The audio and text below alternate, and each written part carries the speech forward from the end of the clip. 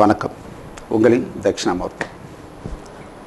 My software journey 8 அப்படிங்கிறத என்ன பார்க்க போகிறோம் அப்படின்னா abroad projects and UK visits. So எனக்கு என்ன தான் லோக்கலில் ப்ராஜெக்ட் பண்ணாலும் $1 ஃபாரின் கரன்சியை ஏர்ன் பண்ணணும். $1 ஃபாரின் கரன்சியை ஏர்ன் பண்ணணும். அது என்ன பண்ணணும் அப்படிங்கிறதுக்காக நிறைய ட்ரை பண்ணணும். ஸோ அந்த டைமில் தான் ரெண்ட் ஏ கோடர் அப்படின்னு ஒரு வெப்சைட். ஸோ அந்த வெப்சைட்டில் பார்த்தீங்கன்னா நிறைய பேர் ரெக்குயர்மெண்ட் இருக்கிறவங்க அவங்களுடைய ரெக்குயர்மெண்ட்டை போடுவாங்க. யாரெல்லாம் பாசிபிலிட்டி இருக்கோ என்னால் பண்ண முடியல இருக்கீங்களோ அவங்கள பிட்டிங் பண்ணலாம். ஸோ அந்த மாதிரி இந்த சைட்டில் ரெஜிஸ்டர் பண்ணிவிட்டு நான் பிட்டிங் பண்ணேன். இந்த ரெண்டர் கோடர் வெப்சைட்டில் மட்டும் இது வரைக்கும் நான் எந்த சைட்லேயுமே பார்க்காத ஒரு வித்தியாசமான ஃபியூச்சர் இருந்தது.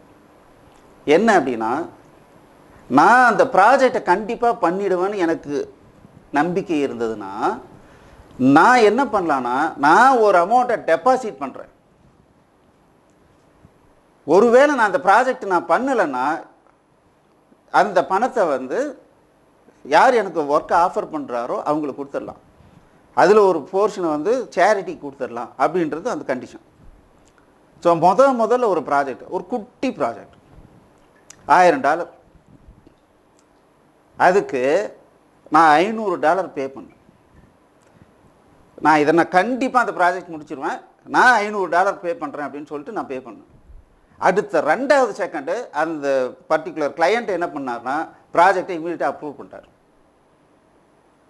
அப்ரூவ் பண்ணோன்னே அந்த ப்ராஜெக்டை மட்டன்னு பண்ண ஆரம்பிச்சோம். ஸோ நமக்கு தான் ஏற்கனவே ஏகப்பட்ட எக்ஸ்பீரியன்ஸ் இருக்கேன். ஸோ பண்ணி 1 வீக்கில் கொடுத்துரும்.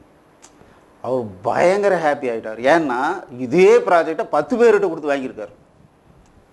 எல்லாம் ஃபெயில்யூர். நம்ம ப்ராஜெக்டை பார்த்த உடனே இது தாண்டா நான் தேடிட்டு இருந்தேன் அப்படின்னு சொல்லிட்டு அதுக்கப்புறம் அவரே நிறைய ப்ராஜெக்ட் கொடுக்க ஆரம்பிச்சிட்டார். ஸ்பெசிஃபிக்காக எனக்கு மட்டும் அந்த ப்ராஜெக்ட் வரும், அதனுடைய காஸ்ட் இன்னும் அதிகமாக வரும்.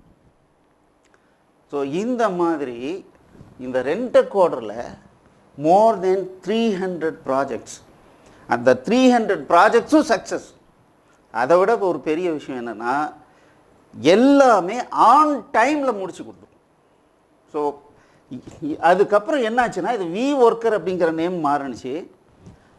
அதுக்கப்புறம் அதை freelancer.com அப்படிங்கிறவங்களுக்கு அதை சேல் பண்ணிட்டு போயிட்டாங்க அந்த பர்டிகுலர் சைட்டை. இந்த ஃப்ரீலான்சர் அப்படிங்கிறது ஏற்கனவே நிறைய பேர் இருந்த ஒரு இடம். ஸோ அதுக்கப்புறம் அவங்கக்கிட்ட கொடுத்த உடனே என்ன ஆயிடுச்சுன்னா, அங்கே எப்படின்னா இந்த ரெண்டர் கோடரில் பார்த்தீங்க அப்படின்னா நம்ம எந்த பணமும் கட்ட தேவையில்லை, பிட்டிங் பண்ணலாம். என்ன ஒர்க் பண்ணுறோமோ அதில் ஒரு பர்சன்டேஜ் அவங்களுக்கு போயிடும், ரெண்டர் கோடருக்கு போகும்.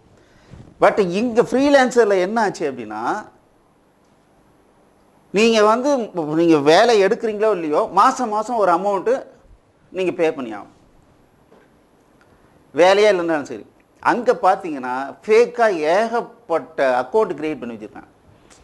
அதுக்கப்புறம் பார்த்தேன், சரி ஓகே இந்த சைட்டு ஃபேக் சைட்டு. ஸோ இவங்க நிறைய பேர் வேலை போடுற மாதிரி போடுறான், பட் எவனுமே வேலை கொடுக்கறதில்ல. பட் மாதம் அமௌண்ட்டை மட்டும் எடுக்கிறாங்க அப்படின்னு தெரிஞ்சுட்டு அதுக்கப்புறம் அதை நிறுத்தினேன். ஸோ இதுக்கு ஈக்குவலண்ட்டாக இன்றைக்கி எந்த சைட்டுமே இல்லை. அதே சமயத்தில் காம்படிஷன் ரொம்ப ஜாஸ்தி ஆயிடுச்சு. அதனால் என்ன பண்ணேன், ஒரு 300 ப்ராஜெக்ட் பண்ணிட்டோம் போதும் அப்படின்னு சொல்லிட்டு இந்த அப்ராட் ப்ராஜெக்ட்ஸ்லாம் ஸ்டாப் பண்ணிட்டேன். ஸோ ரொம்ப வேல்யூபிள் கஸ்டமர்ஸ் மட்டும் ஃபில்டர் பண்ணி அவங்களுக்கு மட்டும் நம்ம சர்வீஸ் கொடுத்துட்ருக்கோம். அந்த மாதிரி ஒரு ப்ராஜெக்டில் கண்ட்ரி வைட் வேஸ்ட் மேனேஜ்மெண்ட் அப்படின்னு சொல்லிட்டு ஒரு கம்பெனி யூகேவில் அவங்களுக்கு ஒரு மெகா ப்ராஜெக்டு. ஸோ அதை இம்ப்ளிமெண்டேஷனுக்காக நான் போயிருந்தேன். ஸோ அங்கே எப்படி வரணும் ஏது பண்ணணும் பயங்கரமாக எக்ஸ்பிளைன்லாம் பண்ணாங்க. ஒன்றும் பண்ணாதீங்க, அட்ரஸ் கொடுங்க நான் வந்துடுறேன் அப்படின்னு. ஸோ எந்த கண்ட்ரி எந்த ஊர் எங்கே போனாலும் சரிங்க, ஒரு 5 நிமிஷம் உக்காந்துடணும். ஏதாவது ஒரு இடத்துல உக்காந்துட்டு சுற்றியும் நம்மளை சுற்றி என்ன நடக்குதுன்னு பார்க்கணும். கொஞ்சம் கொஞ்சமாக அந்த சிஸ்டம் எப்படி டெவலப் பண்ணியிருக்கான்னு தெரியும். ஒரு 5 மினிட்ஸ் தான். ஒரு புது இடத்துக்கு போனோம்னா ஒரு பதற்றம் இருக்கும். ஸோ நான் யூகேயில் போய் இறங்கின உடனே மிகப்பெரிய லண்டன் ஹீத்ரோ ஏர்போர்ட் அப்படின்னா மிகப்பெரிய ஏர்போர்ட். அங்கேருந்து வெளியே வர்றதுக்கே வந்து புல்லட் ட்ரெயினில் தான் வெளியே வருவோம். அந்த மாதிரியான ஒரு இடம். ஸோ அங்கே உட்காந்து ஒரு 5 மினிட்ஸ் உட்காந்தேன். எல்லாம் என்ன ஏதுன்னு தெரிஞ்சிச்சு. அங்கேருந்து வேறு ஒரு பேடிங்டன்னு ஒரு இடத்துக்கு வரணும். அங்கேருந்து ஷ்ரூஸ்பரின்னு ஒரு இடத்துக்கு போகணும். ஸோ அங்கே போயிட்டு தான் ஃபோன் பண்ணேன், நான் வந்துட்டேன் அப்படின்னு. அங்கே போயிட்டு சக்ஸஸ்ஃபுல்லாக ப்ராஜெக்ட் இம்ப்ளிமெண்ட் பண்ணிவிட்டு தென் இந்தியாவுக்கு திரும்பி வந்தேன். அது ஒரு மிகப்பெரிய அனுபவம். ஏன்னா எங்கேயாவது போகணுன்னாவே நம்ம பின்னால் ஒரு 10 பேர் வந்து வழி அனுப்பணும். அங்கே ஒரு 10 பேர் கூப்பிட்டு நம்மளை வந்து ரிசீவ் பண்ணி கொண்டு போய் சேஃபாக உட்கார வச்சு நேராக எந்த சீட்டில் கொண்டு போய் உட்கார வைக்கணும், உட்கார வச்சு இதுதான் உனக்கு வேலைன்னு சொல்லாமல் இங்கே இந்த அட்ரஸுக்கு வந்துருன்னு சொன்னாங்க. நான் நேராக போய் இறங்கிட்டேன். டிக்கெட் மட்டும் அவங்க புக் பண்ணி கொடுத்துறாங்க. 2 and 4 வந்து டிக்கெட் புக் பண்ணி கொடுத்துறாங்க. So it was a very very excellent journey. மீண்டும் அடுத்த கிளாஸில் வேறு விஷயங்களோடு சந்திப்போம். All the best. தேங்க்யூ.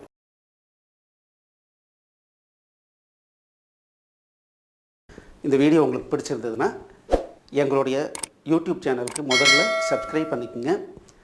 இந்த வீடியோவை லைக் பண்ணுங்கள், ஷேர் பண்ணுங்கள். மேலும் இந்த யூடியூப் சேனலில் பார்த்தீங்க அப்படின்னா நிறைய கோர்சஸ் போட்டிருக்கோம். நீங்கள் என்ன பண்ணலாம் அப்படின்னா எங்களுடைய வெப்சைட் அட்ரஸ்க்கு வந்தீங்க அப்படின்னா அதில் ஃப்ரீ கோர்சஸ் அப்படின்னு சொல்லிட்டு எல்லா யூடியூப் கோர்சஸையும் லிஸ்ட் பண்ணியிருக்கோம். உங்களுக்கு பிடிச்ச கோர்ஸை நீங்கள் வந்து ஸ்டார்ட் பண்ணி ப்ளே பண்ணலாம். நன்றி.